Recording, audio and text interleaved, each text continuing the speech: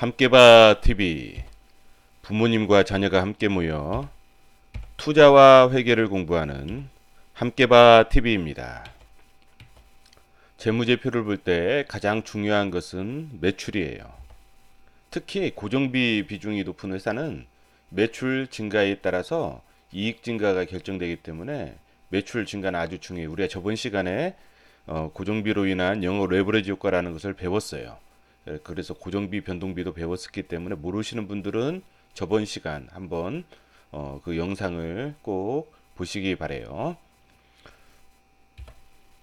매출은 판매가 곱하기 판매량이에요. 즉 판매 가격에 판매된 수량을 곱하면 매출이 되는 거예요. 매출이 증가하려면 판매 가격이 증가하거나 아니면 판매 수량이 증가해야 돼요.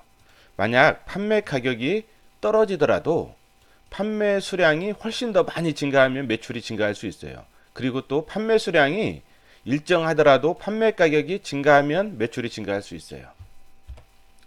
현대자동차라는 회사는 자동차를 만들어 판매하는 회사예요.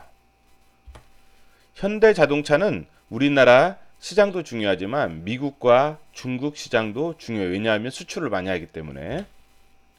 즉 전 세계 경제가 좋아서 사람들이 돈이 많아지면 비싼 자동차를 사는 사람이 많아지겠죠?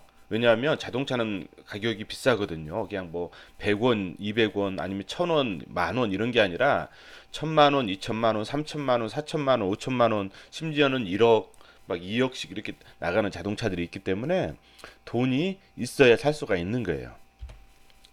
물건을 사려고 하는 의도를 수요라고 표현해요. 수요, 공급 수요라는 말은 뭐냐? 공급은 팔려고 하는 의도, 수요는 사려고 하는 의도. 산 게 아니라 사려고 하려고 하는 의도라는 거예요. 살려고 하는 사람들이 있다는 게 수요예요.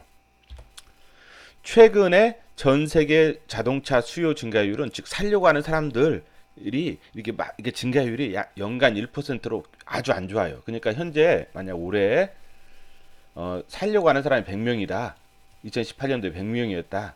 그런데 연간으로 살려고 하는 사람이 1%, 그러니까 2019년도는 101명이 되는 거예요. 원래 이게 좀 많이 증가해야 되는데 왜냐하면 자동차 회사, 현대자동차 같은 경우는 노조가 강해서 뭐냐면 여기에서 항상 임금 인상을 한다고요. 임금 인상을 해서 임금 인상 그 율이 있어요. 그래서 임금 인상 하잖아요. 그러면 이게 많이 증가하지 않으면 어때요? 원가가 증가하기 때문에 당연히 어때요? 이익이 줄어들겠죠? 이런 부분이 있어요. 이런 부분이 있기 때문에 그리고 또 공장도 더 지어야 되고 그래서 이제 감가상각비도 또 증가하고 고정비지만 어떻게 보면 고정비 자체가 전체적으로 증가하는 이제 그런 부분이에요. 이 회사 같은 경우는. 그래서 매출 증가율이 좀 많아야 이익이 또 증가할 수 있는 부분이 있기 때문에 이러한 부분은 아주 중요해요. 그런데 최근 미국 시장의 경우에는 RV 차량의 수요가 많아졌어요. RV 차량이라는 것은 우리가 차량은 승용차가 세단이라고 해요. 승용차를 세단, 승용차 우리가 타고 다니는 뭐 소나타나 그랜저나 뭐 에쿠스 그다음에 무슨 아반떼 이런 게 세단이라고 해요. 승용차. 그리고 RV 차량은 뭐냐면 이런 SUV 차량 같은 것도 RV 차량이고 그다음에 무슨 뭐 픽업 트럭 같은 거 있죠. 그런 거 짐을 많이 실을 수 있는 그런 차량들 있죠. 그러한 부분들을 RV 차량이라고 해요. 약간 승용차보다는 커요. RV 차량은 옆에 사진처럼 SUV 차량처럼 승용차가 아닌 약간 큰 차량이라고 생각하면 돼요.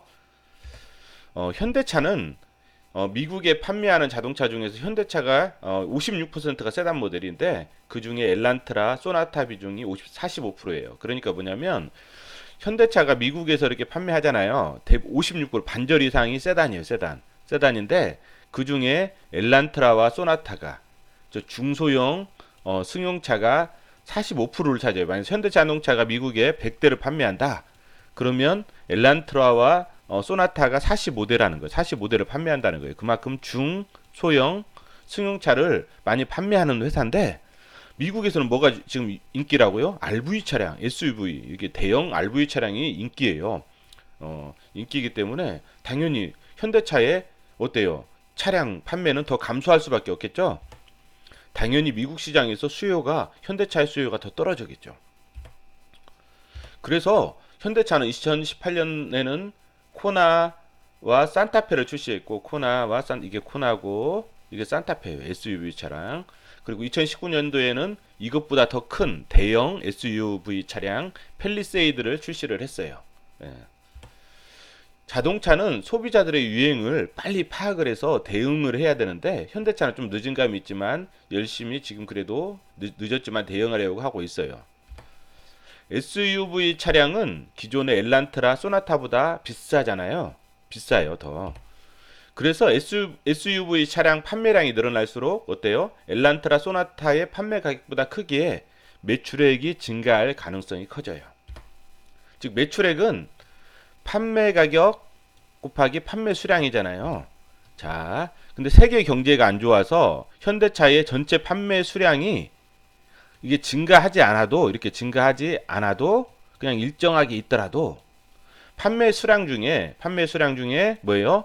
중소형 세단 비중이 떨어지고 SUV 비중이 올라가면 판매 가격이 증가하는 효과가 생기잖아요. 만약 현대자동차가 전체 100대다. 100대를 판다.